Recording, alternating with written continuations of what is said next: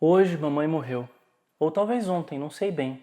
Recebi um telegrama do asilo. Sua mãe faleceu. Enterro amanhã, sentidos pêsames. Isso não esclarece nada. Talvez tenha sido ontem.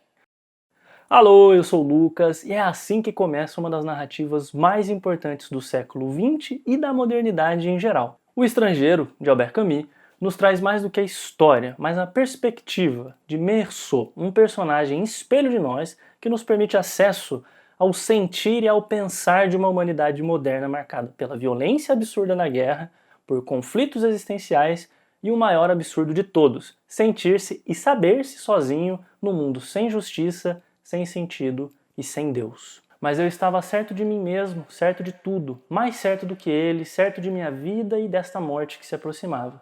Sim, só tinha isto, mas ao menos agarrava esta verdade, tanto como esta verdade se agarrava a mim. Tinha tido razão, ainda tinha razão, teria sempre razão. E bom, vamos começar pelo que fica mais evidente desde o primeiro parágrafo, em que o Meursault não só recebe um telegrama, mas nos evidencia que ele pensa como que telegraficamente. Em termos técnicos, essa escrita telegráfica se chama paratáxica. Essa palavra vem do conceito linguístico de parataxe, que significa, num enunciado, justapor, quase que como em camadas, as frases, sem usar conjunções coordenativas. É isso que no romance cria uma sensação de suspensão, como se nós flutuássemos por cima da consciência do Meursault, pescando esses pensamentos soltos, esses pequenos retratos de sentimentos e do que hoje, muitas vezes, poderíamos chamar de pensamentos intrusivos. Mas essa escolha tem ainda outro valor, que ganha destaque nesse vídeo. Ela torna a leitura extremamente confortável. É uma experiência muito satisfatória, como a de ter um poema que faz pleno sentido para você, por exemplo. Essa leitura ágil facilita a mescla entre o leitor e o protagonista, o que torna essa perspectiva em primeira pessoa muito mais imersiva. E aqui, um destaque para o Camus como escritor.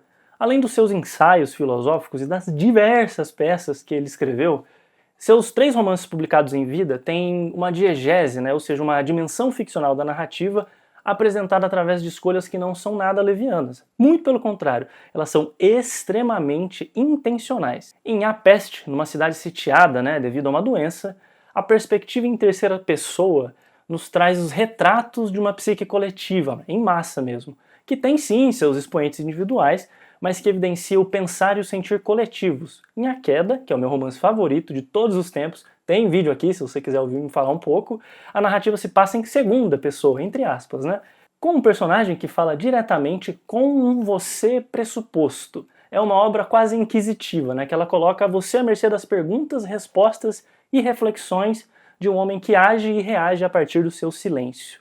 E aqui, no Estrangeiro, a escolha da primeira pessoa não é menos importante. Entender Meursault, na intimidade de seus pensamentos, é ter a oportunidade de experimentar um outro, o outro, com O maiúsculo, alienígena, um outro completamente outro, tão distante de nós quanto de si mesmo. E o absurdo dessa experiência incontestavelmente distinta é que a partir da primeira pessoa e da imersão no pensar dessa personagem, a cada página, a cada capítulo, ao leitor vai se tornando mais e mais natural aquilo que há pouco lhe fora estrangeiro.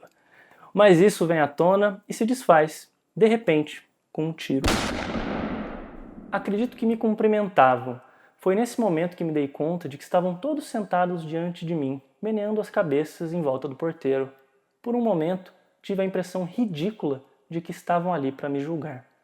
Antes de avançar, eu sei que esses vídeos, para convencer as pessoas a ler, merecem uma sessão em que a gente faz algumas relações com outros personagens da literatura e algumas questões de currículo. Então eu vou passar brevemente por isso. É um livro de 1942, você sabe o que estava acontecendo em 1942, e em termos de influência, em termos de relação literária, Camus às vezes fica muito próximo de Dostoiévski e de Beckett, do Esperando Godot. Eu falei de Esperando Godot nesse vídeo aqui, que foi o vídeo da semana passada. E é interessante pensar que essas proximidades ali, não proximidades do ponto de vista necessariamente estético, apesar do Estrangeiro ter uma estrutura muito similar à do livro Memórias do Subsolo, do Dostoiévski, muito similar mesmo. Inclusive são livros que eu recomendaria como pares, que eles têm meio que a proposta invertida, mas eles, invertida em termos de parte 1 e parte 2, mas são livros que funcionam muito bem para quem estiver passando por conflitos existenciais ou, né, entrando na vida adulta, talvez. E são livros que ficam reconhecidamente famosos nas listas de grandes clássicos que você precisa ler da literatura universal, mas não é à toa, assim. Tem algumas coisas que são clichê porque são verdade. Acho que essa é uma delas. Camus também foi ganhador do Prêmio Nobel, né, em 1957. Se não me engano, foi o ano que ele morreu, inclusive, morreu num acidente de carro. E, bom, se isso, sei lá, se vale para sua lista ler um ganhador de Prêmio Nobel, ele não ganhou o Prêmio Nobel, que o Prêmio Nobel nunca é por causa de uma coisa específica, mas dão alguns destaques lá, né? E, enfim, não foi especificamente por o estrangeiro, mas o impacto filosófico e cultural do estrangeiro é algo que ressoa até hoje. Então, com certeza é algo que vai te permitir entender algumas referências em filmes, algumas referências em, por exemplo, estruturas narrativas. Tem um livro do Dom DeLillo que chama... Cara, eu vou colocar aqui porque eu esqueci o nome agora, mas que tem um retratar das paisagens meio fotográfico, que usa um pouco dessa aparatasse, assim, e, enfim, que usufrui de uma tradição camusiana, digamos assim. Então é bem interessante ver como que uma obra, por mais que não seja às vezes uma ligação direta, como ela se reflete em tantas outras. E assim, por esse valor, se você gosta de Dostoiévski, gosta de filosofia existencialista, gosta do teatro absurdo, Camus vai te ajudar, e o estrangeiro acho que é o melhor ponto de embarque, né? Mas não sei se é possível afirmar isso, né? A coisa mais, o melhor autor do mundo ou o autor mais universal. E às vezes tem para algumas pessoas, especialmente quem tem uma fé inabalável, talvez não seja o autor ideal, porque o existencialismo aí já não é uma questão que vai, né, casar tão bem com o existencialismo camusiano, especificamente, e o sartreano lá também, eles não se davam muito bem, mas não são existencialismos que vão casar com a sua religião. Talvez aí te caiba falar de Kierkegaard. Se quiser fazer filosofia, escreva romances. E aqui vale falar um pouco do existencialismo, talvez excessivamente otimista, do Camus.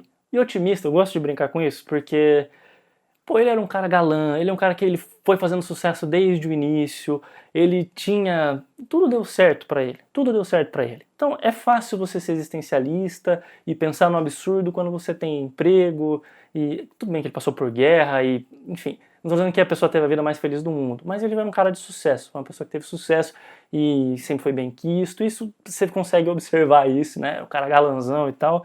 Tem a imagem da capa desse livro que peguei na casa da minha mãe, né? Eu falei isso no vídeo passado, mas ó, Lina, agosto de 89. Esse foi uma leitura que eu cheguei na casa dela, estava muito mal, sentei numa tarde, comecei a ler assim, e que me fez muito bem, me fez tomar decisões boas para a vida. Tem até uma tatuagem do Mito de Sísifo, que é o primeiro ensaio filosófico do Camus, que é bem pequeno, e ele tinha essa tendência a escrever um ensaio filosófico pareado com uma obra literária, né? Então, tem O Homem Revoltado, enfim, ele tem vários ensaios filosóficos, e é interessante ver como isso ressoa até hoje, porque é um existencialismo assim, de fácil acesso. O Camus ele fez, se não me engano, acho que monografia dele, os estudos dele sobre Kierkegaard, e Kierkegaard tem o conceito do salto de fé. Chega em um momento, no salto de fé, no caso do Kierkegaard está muito ligado à religião, no caso do Camus ele extrapola um pouco esse conceito, mas pensa no mito de Sísifo. A vida é absurda e você tem que todo dia e sempre enfrentar desafios, e quando você resolve um, vai voltar do zero. E a única questão que você tem que decidir na sua vida, a única questão filosoficamente, verdadeiramente importante, é se você vai viver ou não. Tá aqui. Tem vídeo na área de membros, né, sobre essas tatuagens, se isso te interessar, é R$ 2,99.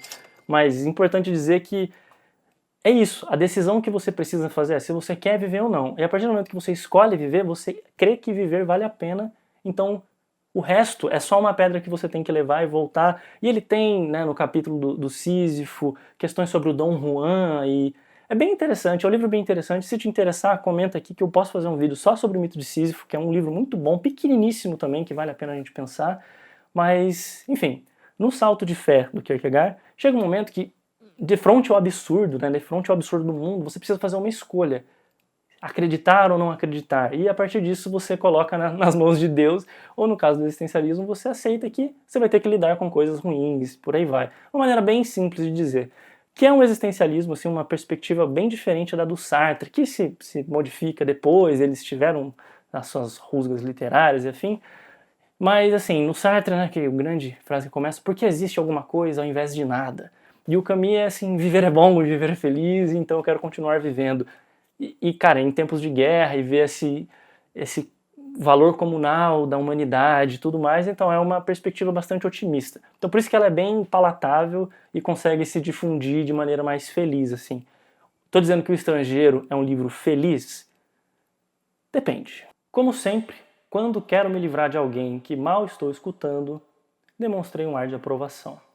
Na minha terapia, ao longo dos anos, não foram poucas as menções e referências dessa personagem, né? Do calor que leva o Meursault à loucura, muito entre aspas, ele ressurge como um retrato, para mim, de uma sensibilidade que é marcada por essas intervenções existenciais. Assim como ele, que não é visto chorando, né, no velório da mãe, e como isso constrói para os outros o argumento de que ele não sente a perda dela, eu mesmo, 2 anos atrás, me vi num velório familiar, desesperador e absolutamente trágico, sem conseguir derramar uma lágrima sequer, sempre às margens, né, dos aglomerados de pessoas, e comigo andando de lá para cá em círculos, com os braços atrás das costas, desconcertado com a distância entre o que eu sentia, o que tinha acontecido e como pessoas tão distantes da falecida, né, estavam em prantos e lamúrias teatrais ali a me julgar.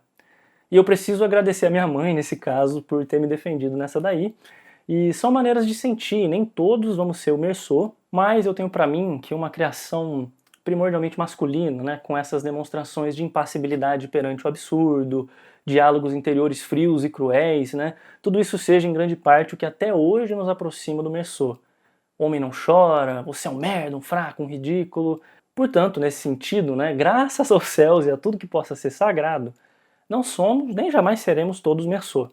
O que não quer dizer que não existam e por muito tempo ainda vão existir muitos de nós por aí.